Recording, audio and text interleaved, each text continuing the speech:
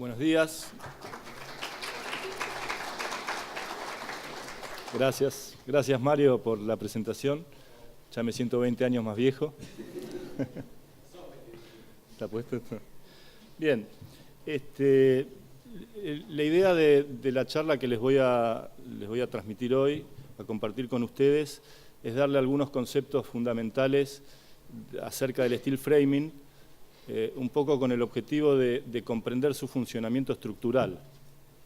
Nosotros en el transcurso de nuestra experiencia, lo que pudimos, las conclusiones que podemos sacar de la gente que se va acercando al sistema y empieza a construir y a hacer sus primeras armas en el steel framing, notamos que a veces se adolece justamente de interpretar bien cómo funciona una estructura para poder tomar decisiones y resolver casos particulares en la obra. Por supuesto que estamos hablando de estructuras resistentes que tienen que ser sometidas a un cálculo, a un estudio. El arquitecto Chaer recién en una charla muy ilustrativa nos abrió los ojos acerca de la importancia del estudio de suelos, que es donde empieza toda la cuestión. Todas las estructuras deben descargar naturalmente sus esfuerzos al terreno natural, por eso el terreno natural es tan importante. La fundación no lo es menos, porque es el elemento de transición entre lo que es la estructura de steel framing y el suelo. Así que la fundación también es un elemento fundamental en el diseño de la estructura. Y lo que hace la estructura metálica que conforma el esqueleto de un edificio hecho con steel framing también son piezas que tienen que ser sometidas a un cálculo específico dependiendo la solicitación a la que están expuestas.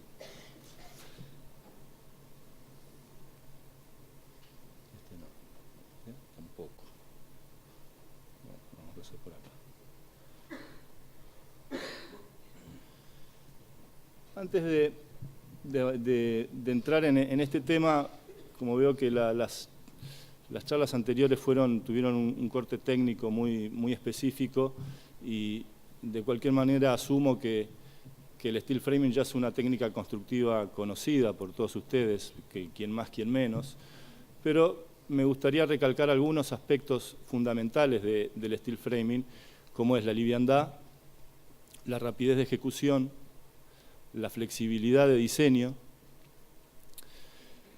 y todo esto tiene que ver con el material que se usa, por supuesto, ya que los perfiles, el acero es un material que con muy poco peso aporta una gran resistencia, o sea, es capaz de absorber grandes esfuerzos con muy bajo peso, y el procedimiento constructivo hace que estas estructuras funcionen correctamente ante el esfuerzo de las cargas y puedan ser compatibles con otros sistemas. Por ejemplo, hablamos recién de la fundación, que pueden ser estructuras de hormigón armado. Se puede combinar perfectamente con estructuras de hierro pesado, con estructuras de pilares y columnas de hormigón y losas de hormigón. El steel framing concebido al 100% en forma pura dependerá mucho del tipo de proyecto, y esto es algo que es importante también entenderlo, ya que el proyecto arquitectónico es lo que finalmente define cuál va a ser la solución estructural. No por intentar tener una camiseta de algo puesto voy a tratar de hacerlo a cualquier precio, sino que a veces hay que evaluar realmente cuál es el alcance de un sistema o de otro, que un sistema u otro va a tener dentro de un proyecto completo. Quiero decir, hoy en día estamos muy acostumbrados a ver proyectos en los que aparecen grandes ventanales, aberturas excesivamente grandes, digo excesivamente en lo que uno tenía acostumbrado a ver, cuando tradicionalmente una casa unifamiliar tenía una proporción de vacío por lleno del orden del 30%, hoy en día yo veo proyectos en donde hay ventanas que tienen 6 metros de luz libre, por ejemplo, esquinas que están totalmente desmaterializadas. todas estas decisiones de proyecto que no tienen que ver con un sistema constructivo hacen que finalmente yo diga, bueno, voy a poder construir esto con un sistema 100% o la mitad con steel framing y la otra mitad combinándolo con algún otro tipo de estructura que resuelva el problema. Porque, como bien decía el arquitecto Chaer, la seguridad, la estabilidad y la rigidez no son negociables, digamos, hay que resolver. En ningún momento la estructura se puede mover, no debe moverse de ninguna manera, porque el sistema de steel framing, que es un sistema de multicapas, a ese esqueleto metálico después le vamos a adicionar una serie de capas que no están para nada preparadas para recibir ningún tipo de esfuerzo. La placa de yeso, por ejemplo, es una placa que cumple una función puramente de terminación, pero si yo utilizo una placa de yeso para riostrar lateralmente un panel, lo que voy a generar es una patología futura. Entonces, las soluciones estructurales tienen que estar pensadas desde el inicio, y el proyecto es un factor, como les decía, determinante. Que sean rápidos de ejecución tiene una explicación muy simple, y yo creo que en esto la respuesta a esto está que rápidamente una estructura de steel framing llega a materializar la cubierta del edificio, y ahí está la explicación. Si yo en poco tiempo de iniciada la obra tengo un techo, y el techo de la obra, no es que voy a hacer una carpa ni un elemento provisorio para guarecerme de la intemperie, sino que el mismo techo del edificio es lo que me va a proteger a futuro. Entonces, rápidamente llegó al techo, la obra se explota en tareas que se pueden realizar consecutivamente e independientemente de las inclemencias del tiempo. Hace poquito tuvimos un periodo de 3 semanas seguidas de lluvia, y no tener techo en una obra significa tener una obra parada. Tener techo en una obra significa tener una obra en producción. Entonces, llegar rápido al techo, estamos acostumbrados a ver la ramita, y claro, era un hito, ¿no? La ramita para el asado era verdaderamente un hito, porque se demoraba tanto en llegar a hacer el techo que cuando llegaba al techo estaban todos tan contentos que alguien tenía que ir y pagar el asado. Hoy en día, con estos sistemas, esa cuestión se soluciona, porque el objetivo es llegar rápidamente al techo. Para poder hacer eso, lo que tenemos que considerar es que vamos a hacer un proyecto ejecutivo muy extenso, previo a empezar a construir nada, y es lo que realmente me va a garantizar una velocidad de ejecución. Si yo tengo que ir a obra a decidir qué medida tengo que cortar cada perfil, bueno, voy a tardar lo mismo que tardaban los egipcios en construir sus pirámides, dramatizando la cuestión. Ahora, si yo tengo un proyecto ejecutivo que me dice cada pieza, qué medida tiene y dónde va, en el proceso de fabricación, con una mentalidad de línea de producción, no tanto de obra de construcción, sino como una cuestión más industrial, puedo optimizar tareas para lograr grandes rendimientos, con el mismo esfuerzo. El hecho de que sea liviano también ayuda a eso, porque no voy a requerir de elementos tan sofisticados para acarrear materiales de un lado para el otro. La liviandad redunda en optimización de recursos. Y bueno, y la flexibilidad de diseño, lo que hablábamos recién, lo que va a determinar es si un diseño es más o menos atrevido estructuralmente, si voy a poder construirlo con más o menos estructura de steel framing. Como toda estructura va a estar sometida a esfuerzos, a las cargas permanentes, que son las cargas de peso propio del edificio, más las cargas de uso, dependiendo el destino de cada local, que son cargas verticales. Esas cargas se transmiten a través de los elementos en forma vertical, pasan por la fundación y terminan disipándose en el suelo. Y también voy a tener cargas horizontales, como las cargas de viento. En otras regiones tenemos además cargas de acumulación de nieve y cargas de movimientos sísmicos, cosa que nosotros afortunadamente no tenemos.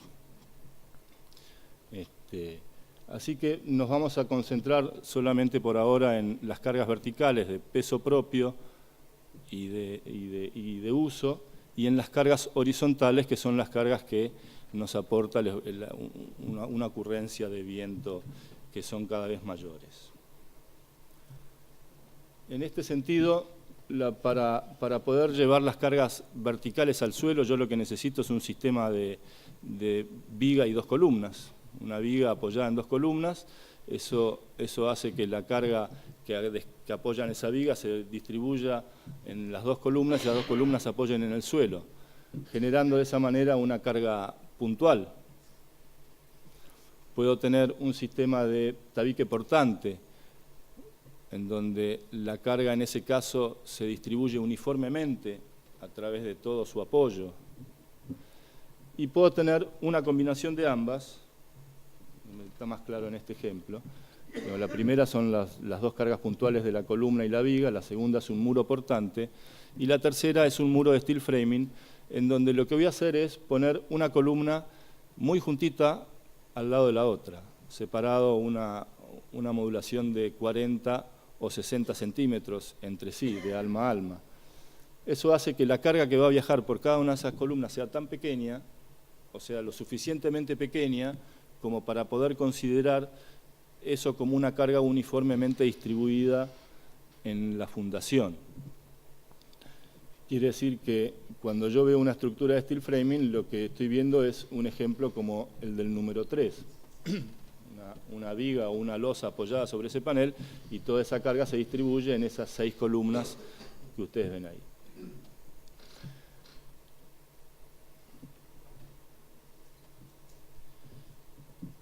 Las cargas verticales se transmiten entre sí siempre y cuando haya continuidad de material.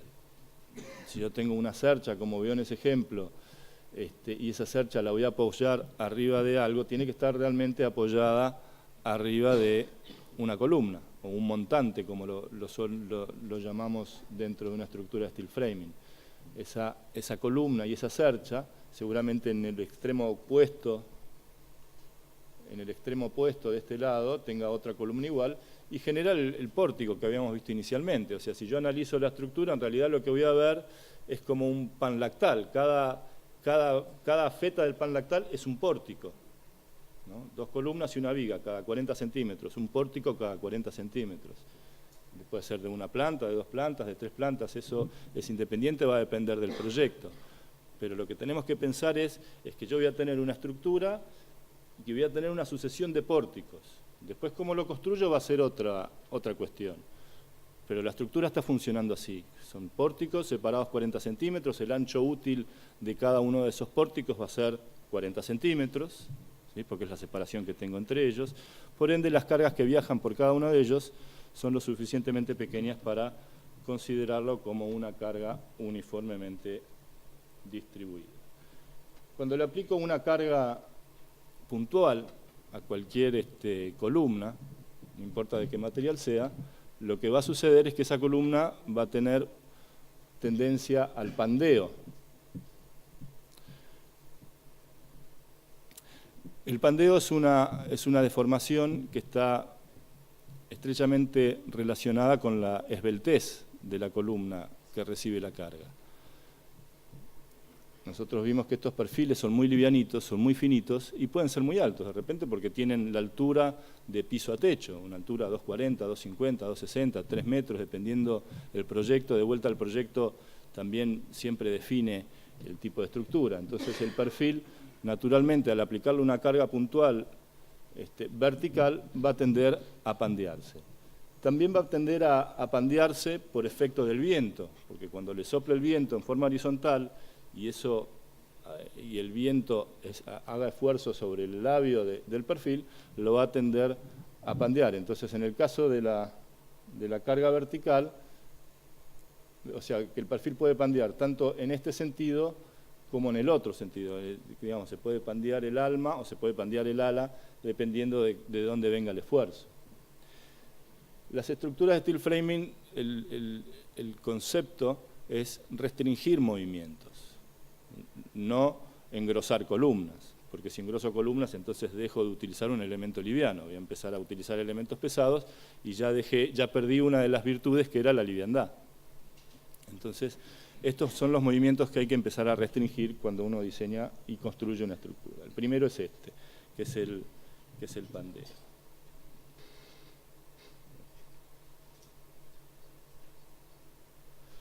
Además, los perfiles, como son de cara abierta, ustedes ven ahí, esto es un perfil que tiene, el perfil C, por ejemplo, tiene un alma, tiene un labio, tiene un ala y un labio, y acá entre labio y labio no hay nada, es aire, como se ve acá, es un perfil de cara abierta.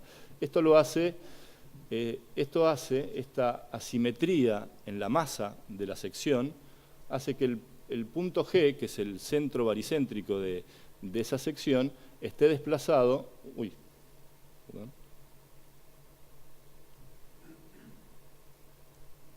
para el otro lado.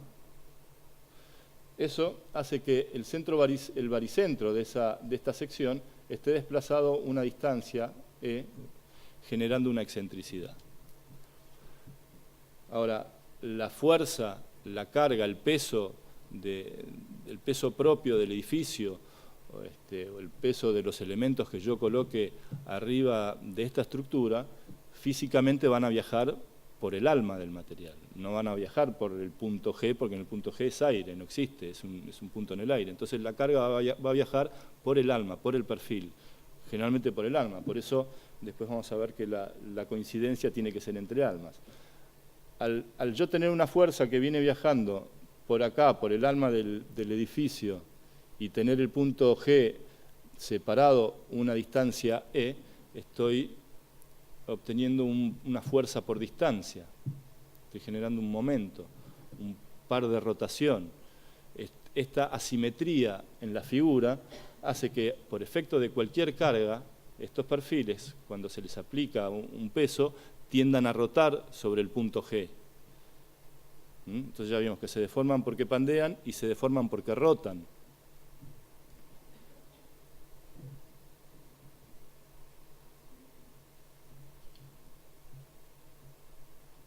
¿Sí? Les pasa algo parecido a esto, tienen una torsión.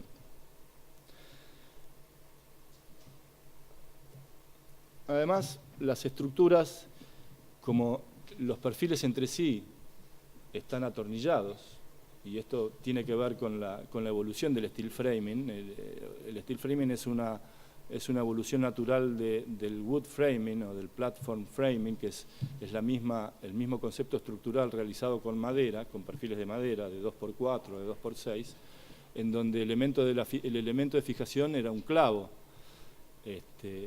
Cuando se empieza a utilizar perfiles de acero, que es un perfil C encastrado dentro de un perfil U, el clavo ya no funciona más, lo que tengo que hacer es buscar un elemento que pueda vincular los dos. Se empezó con remaches, se evolucionó con la soldadura, aparecieron otros sistemas alternativos que se llaman clinching, más de uso industrial, pero digamos, lo que hizo que el steel framing realmente explotara y se difundiera como se está difundiendo hoy en día es la aparición del tornillo autoperforante. Por darles un ejemplo así medio burdo, una casa de 100 metros cuadrados lleva en el orden de los 15.000 tornillos. Entonces el tornillo, el procedimiento de aplicación del tornillo es una consideración importante. No puedo pensar yo en agarrar un taladro con una mechita, hacer un agujero, después venir con el destornillador y meter un tornillo en un agujero, porque entonces tendría que hacer 30.000 veces lo que podría hacer en 15.000, si son 15.000 tornillos, ¿no? Que son dos operaciones. El tornillo autoperforante, cuando apareció, revolucionó el steel framing, porque en la misma operación el tornillo perfora, rosca y vincula, y aprieta, en la misma operación. Hoy el ingeniero Pedrazzi nos habló de la duración de los perfiles, que hay estudios que dicen que los perfiles debidamente protegidos en una cámara protegida del medio ambiente pueden durar hasta 300 años, por lo menos la protección galvánica. Si no tuviera ningún tornillo, esa estructura no va a durar los 300 años porque se va a caer antes. Entonces el tornillo tiene que durar lo mismo que el perfil. Esto es algo que ustedes lo tienen que saber. Yo estoy pensando que muchos de ustedes van a hacer su primer proyecto o van a querer dirigir una obra y son las cosas que uno se tiene que preocupar, que los perfiles estén fabricados con la norma y el recubrimiento que tienen que tener, y lo mismo para los tornillos. Sobre todo con la facilidad de importación que tenemos nosotros acá. Acá podemos comprar cualquier cosa en cualquier lado, pero no todo sirve, a pesar de que se vea igual. ¿Sí? El tornillo entonces adquiere una importancia fundamental, porque es la vinculación. Si bien vamos a tratar de no someter muchos tornillos a esfuerzo de corte, porque los va a haber, digo, no muchos, algunos seguramente van a estar trabajando al corte, pero la mayoría de los tornillos van a estar simplemente fijando un elemento con otro. Ahora, si yo tengo un perfil que dura 300 años y un tornillo que dura 5 años, la estructura va a durar 5 años. El perfil va a seguir, pero la estructura no. Así que tengan en cuenta, tomen nota de la calidad de los tornillos, también tiene que ser un rubro que debe ser considerado, y sobre todo que el costo del tornillo en una obra no es incidente. Vale lo mismo comprar un tornillo que no está garantizado que un tornillo garantizado prácticamente. Por esto mismo que estamos diciendo, por el método de fijación que son tornillos, los tornillos fijan, vinculan, pero no evitan que se genere una bisagra. Cuando yo tengo dos perfiles atornillados, no los voy a poder separar fácilmente, pero sí los voy a poder girar entre sí usando el tornillo como eje de rotación. Por eso es que las estructuras de steel framing, por efecto de cargas horizontales, tienen una deficiencia si no están debidamente arriostradas. El arriostramiento lateral es el concepto que necesitamos incorporar al diseño para evitar que la estructura se deforme por efectos de las cargas horizontales. Acá lo que vemos en este gráfico es lo que puede suceder con una estructura que no está arriostrada, se va a deformar de esta manera, y podemos ver lo que puede suceder con una estructura que sí está arriostrada, porque el arriostramiento lateral, además, está emparentado estrechamente con el anclaje. Y aportando un poco a la charla de fundaciones, la fundación, además de estar equilibrada con el suelo natural y con la carga que recibe, debe tener el peso suficiente para evitar que la estructura, como es muy liviana, se mueva por efecto del viento, se levante respecto del nivel de apoyo. Por eso que, para evitar esta situación, lo que yo necesito tener es, primero, un elemento que rigidice, y la Cruz de San Andrés es como el elemento natural porque de vuelta estoy utilizando flejes de acero que van a durar los mismos 300 años que va a durar el perfil, y los flejes solamente van a funcionar cuando se traccionan, ¿no? Como se ve acá, este fleje, en este caso, el fleje que funciona es este que se está abollando no está haciendo ningún esfuerzo, está funcionando el que tracciona, y el acero a la tracción es un material sumamente eficiente. Y es una cruz porque tanto puede soplar el viento de un lado como del otro, nunca sabemos de qué lado va a venir el viento. Yo podría hacer un triángulo y decir, bueno, hago un triángulo, pero si sopla del otro lado y comprime ese fleje, el fleje no va a funcionar. Entonces el fleje es un elemento que va a funcionar a la tracción. Eso son los conceptos fundamentales.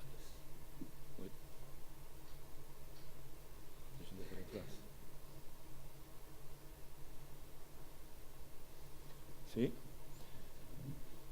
Acá está la Cruz de San Andrés, en su vinculación su estrecha vinculación con el anclaje. Es importantísimo que la cruz, lo que determina la cruz también es la ubicación del anclaje.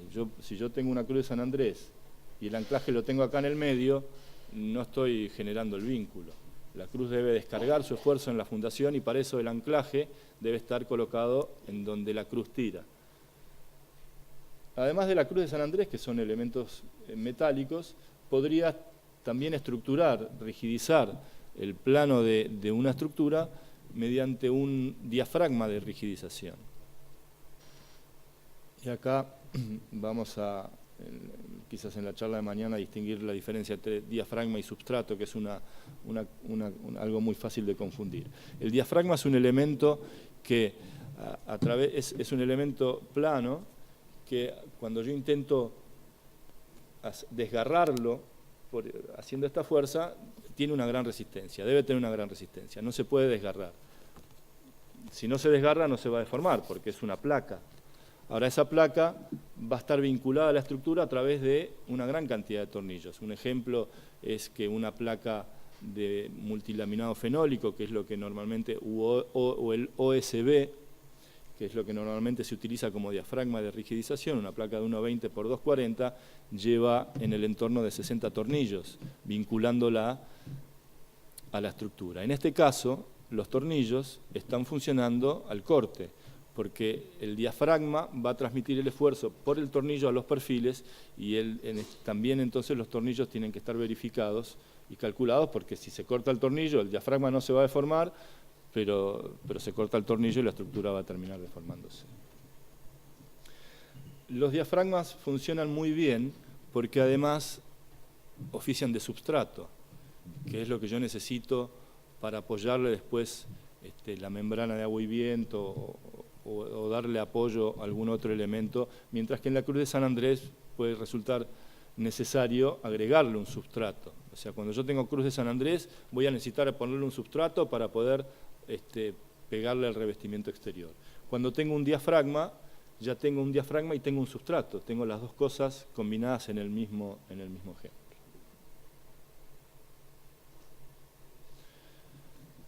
Las cargas verticales entonces deben necesariamente viajar por el alma de los perfiles, transmitir su carga al alma del perfil de apoyo y este a su vez debe hacer lo mismo en el perfil que tiene abajo y de esa manera llegan a la fundación. Acá ven un ejemplo de lo que no puede pasar.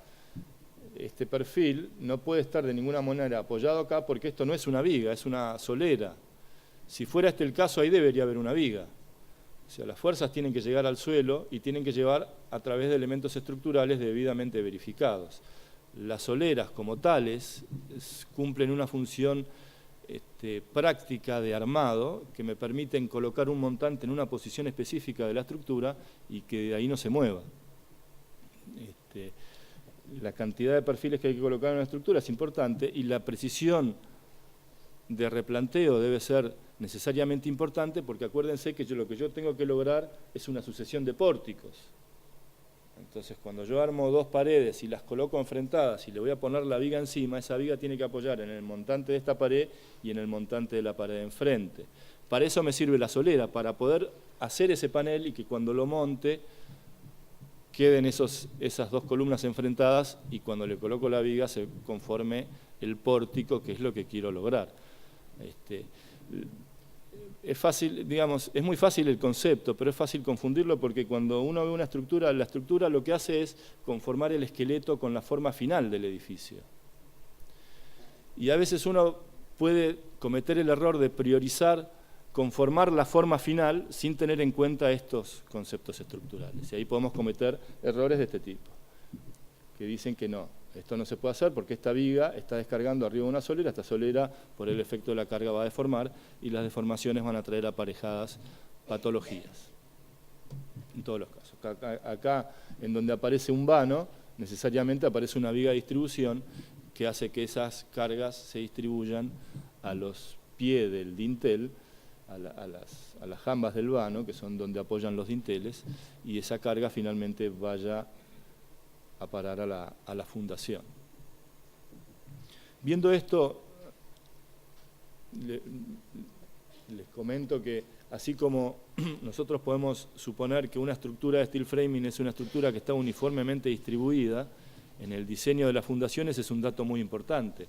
Pero también vemos, como en este caso, que acá aparece una carga puntual, que no es más que la distribución de estas 4 vigas que están descargando arriba de este dintel. Quiere decir que no es solamente carga uniformemente distribuida, sino que en toda estructura de steel framing también van a aparecer cargas puntuales y esas cargas puntuales deben estar reflejadas en el diseño de la fundación. ¿Sí? Porque una platea mal diseñada, los efectos de una carga puntual, se puede producir un efecto punzamiento y generar una patología en la platea propiamente dicha. La importancia de que las almas de los perfiles coincidan en su alineación es de destacar porque la fuerza viaja por el alma. Entonces, si yo tengo este perfil invertido, con el alma mirando para el otro lado, la descarga va a dar en el labio de la viga y no en el alma de la viga. Entonces, todos los perfiles, cuando ustedes vean una estructura steel framing, la van a ver como si fuera un desfile militar. Todos los perfiles están alineaditos, todas las almas de los perfiles se ven en el mismo plano y las vigas están apoyadas en el mismo plano, y es un control de calidad que es muy fácil de ejecutar además, porque salta a la vista, no hay como darse cuenta que una viga está puesta al revés o un panel está montado de un lado o del otro, porque eso también puede suceder, que se roten los paneles en obra. Bien, un panel es esto, es un elemento conformado por una solera superior, una solera inferior y una sucesión de montantes. Estos montantes están colocados cada una separación estándar de 40 o 60 centímetros, que no es caprichoso. Tampoco es necesariamente una decisión estructural. ¿Por qué van cada 40? Y le diría que la respuesta no es porque la estructura lo requiere, sino que la respuesta es porque los elementos que le voy a fijar después tienen esa modulación. Son placas que miden 1,20 por 2,40. ¿Sí? El hecho de tenerlos cada 40 centímetros me va a facilitar, va a decir, bueno, en vez de usar un perfil de espesor 2 milímetros, por ahí puedo usar un perfil de espesor de 1 milímetro de chapa, porque como los tengo tan cerquita, ya voy a aprovechar esa virtud y a dimensionar más liviano los perfiles para que me sea más fácil cortarlos, más fácil atornillarlos y más fácil manipularlos dentro de la obra. Voy a tener paneles con aberturas, en donde si son portantes, no todas las paredes del edificio necesariamente tienen que transmitir cargas, sino que hay paredes que pueden no traer ninguna carga aparejada, entonces es un panel no portante. Es una pared que yo en una futura ampliación podría retirar, pero si es portante, eso debe estar debidamente documentado y aclarado dentro del proyecto, porque son paredes que acá yo ya no tengo 4 columnas, sino que tengo toda una pared que al momento de hacer una ampliación tengo que tener en cuenta si es portante o no. Y si es portante, ese vano va a tener necesariamente un dintel. Estos paneles, cuando llega el momento de arrastrar, acuérdense que yo a cualquiera de esos montantes, si le aplico una carga, lo que va a pasar es que va a tender a rotar, y esa rotación es una deformación que la tengo que restringir, porque si no la restringo, eso se va a ver reflejado en la placa de yeso, que no tiene ninguna capacidad de absorber ese esfuerzo. Por eso aparece un elemento horizontal, que son estos flejes, que se colocan de ambos lados de los paneles, justamente para evitar que los perfiles roten. Además de evitar que los perfiles roten, también le cortan la luz de pandeo. Ahora, cuando antes la luz de pandeo de ese perfil era de solera inferior a solera superior, ahora es de solera a fleje y de fleje a solera. Le cortamos la luz de pandeo a la mitad. Es otro elemento también que es muy común no verlo en las obras.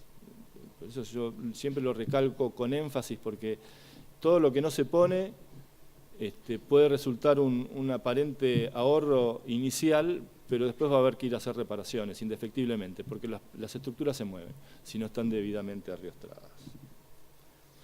El arriostramiento horizontal de estos flejes para evitar la luz de pandeo está acompañado de estos elementos que son bloqueos para generar elementos sólidos de anclaje, que son muy necesarios para que esto funcione como tal.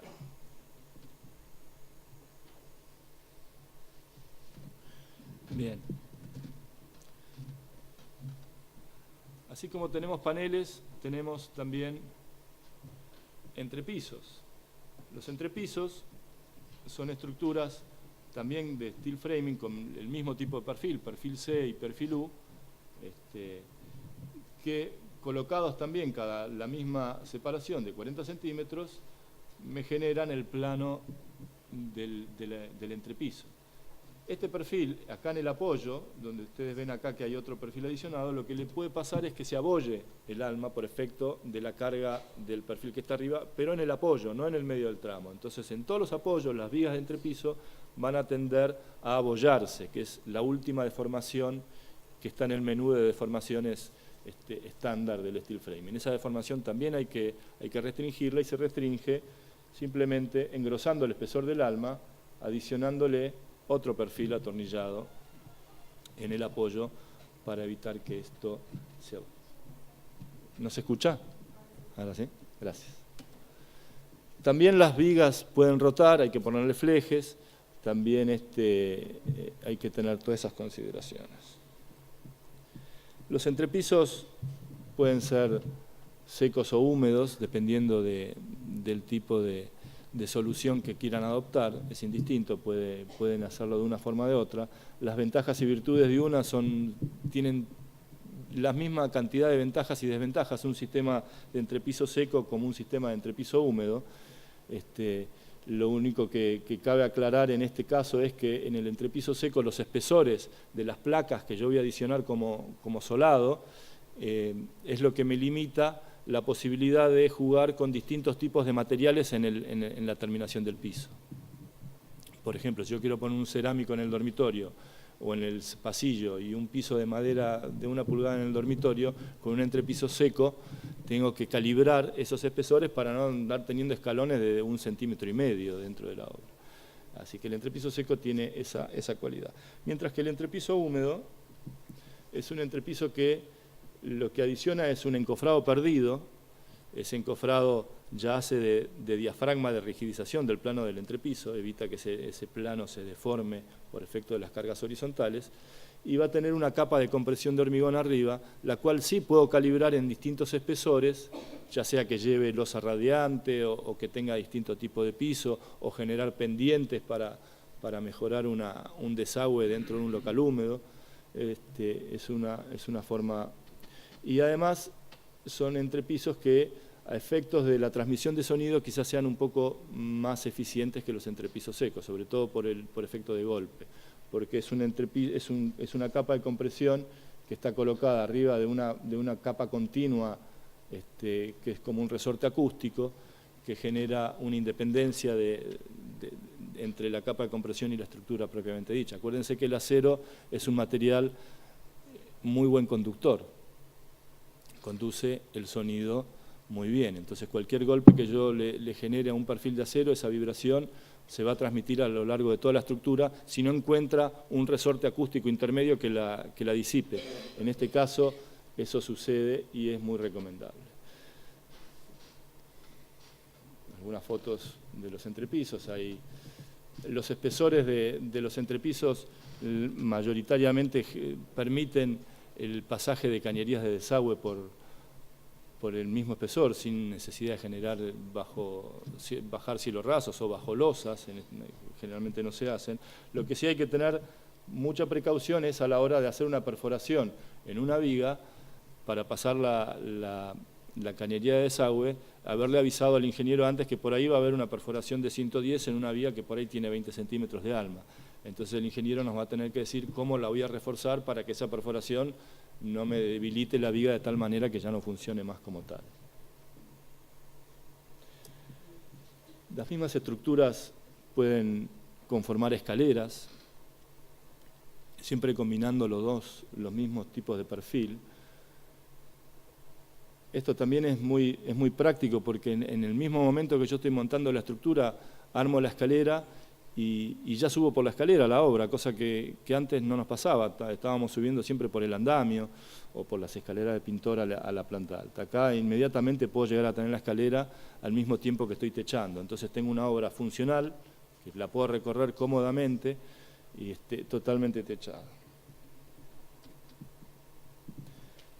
Y las cubiertas, que pueden ser cubiertas inclinadas, utilizando un sistema de cerchas.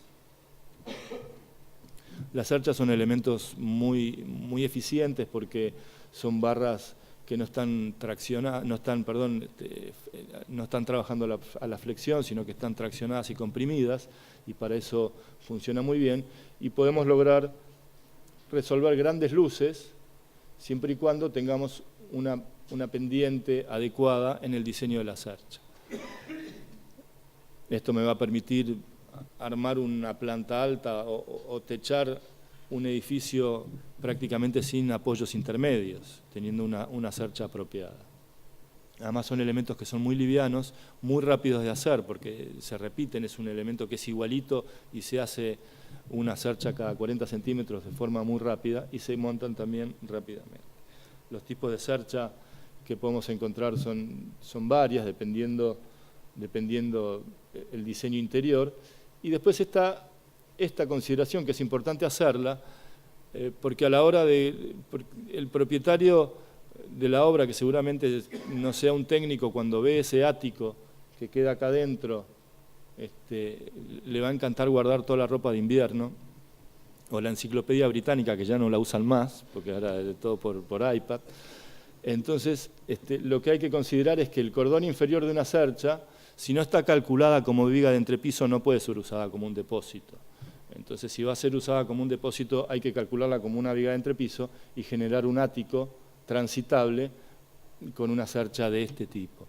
Digo porque les puede llegar a suceder este caso. También se pueden hacer techos con un sistema de cumbreras y cabios sin ningún problema, buscando la forma de que las descargas se generen como corresponde. En los aleros. Y finalmente acá el arriostramiento de las cerchas, que es un punto muy importante. Cuando el viento aplica su fuerza sobre el plano del tímpano, puede generar el volcamiento de las cerchas como se ve acá.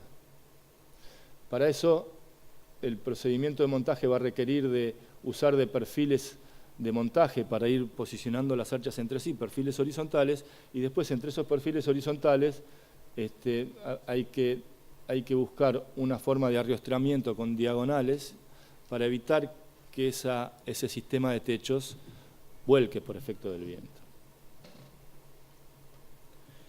Y el plano del techo, el faldón del techo, también es un plano que debe estar debidamente arriostrado, porque también puede deformarse. Por eso los techos en casi todos los casos se emplacan con un diafragma estructural, que puede ser una placa fenólica o un OSB. Quiere decir que yo tengo una estructura de steel framing en donde todas las paredes están arriostradas, todas no, o las paredes, según el diseño estructural, voy a tener paredes arriostradas para absorber esfuerzos horizontales, voy a tener entrepisos arriostrados para absorber esfuerzos horizontales, porque el entrepiso va a tener una placa atornillada, y voy a tener un plano de techo también arriostrado para absorber esfuerzos horizontales.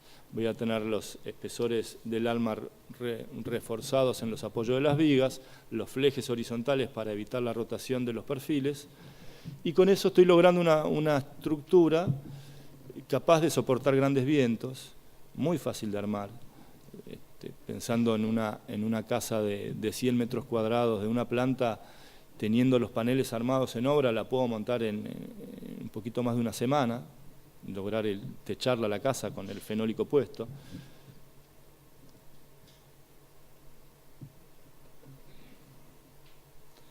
Y bueno, y eventualmente podemos también tener algún sistema de techos planos.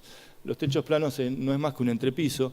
La consideración de los techos planos es el punto crítico para mí, es la aislación hidrófuga. Digamos, ¿cómo hago yo para impermeabilizar ese techo y evitar que por toda la cantidad de juntas que hay en el perímetro de ese techo, en unión con los pretiles, o como sea que sea el proyecto, evitar que el agua pase para el interior de la vivienda? Pero eso no es más que una solución de construcción tradicional. En todos los manuales de construcción hay infinitas formas de generar babetas y gargantas para lograr que esa impermeabilización se produzca.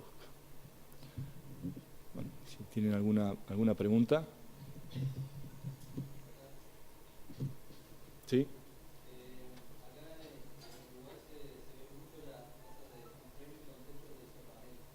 Bien. Bueno,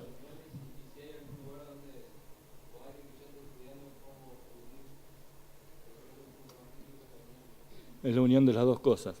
Es una buena pregunta. En general, creo que estamos en un proceso de la evolución de los sistemas constructivos, sobre todo en relación a los techos de EPS con chapa de las dos caras, y es que no tenemos todavía la suficiente información técnica. Yo no pongo en duda la capacidad resistente del isopanel en cuanto a que el isopanel no se va a deformar en su plano. No tengo el elemento para decirte si es capaz de absorberlo o no. Tampoco tengo el elemento para saber si es capaz de absorber, de transmitir la carga a la estructura, el tipo de anclajes que se utiliza para esos techos. Sí, estoy casi seguro que los anclajes van a evitar que los techos se desprendan, ¿sí? Pero no estoy muy seguro de que los techos eviten que el plano del edificio se deforme. Por eso, cuando se utilizan techos de isopanel, mi recomendación es generar un cielo raso estructural debidamente arriostrado. O sea, un cielo raso con una cruz de San Andrés, entonces en el plano del cielo raso yo ya garanticé que el plano de apoyo del techo no se va a deformar. Y después le apoyo el isopanel como si fuera una teja, digamos, ¿no? El isopanel se tiene que autosoportar y garantizar la estanqueidad por sí mismo. Pero la rigidez de la estructura la tengo que lograr con la estructura misma. Por ahora, mientras que no haya una tabla que me diga, mirá, usando este tornillo y este panel y tal, el esfuerzo de corte es tal y se descarga, cuando exista esa tabla y el ingeniero pueda procesarla y hacer un cálculo, quizás podamos evitarnos de hacer ese cielo raso. Mientras tanto, es necesario. Además, en general los cielos rasos siempre van, porque el isopanel genera una terminación de chapa, entonces, bueno, ya si hay que hacer un cielo raso, es poner un poquito más de kilos de acero en un cielo raso estructural para que ese cielo raso debidamente arriostrado me solucione ese problema. Gracias por la pregunta. Gracias.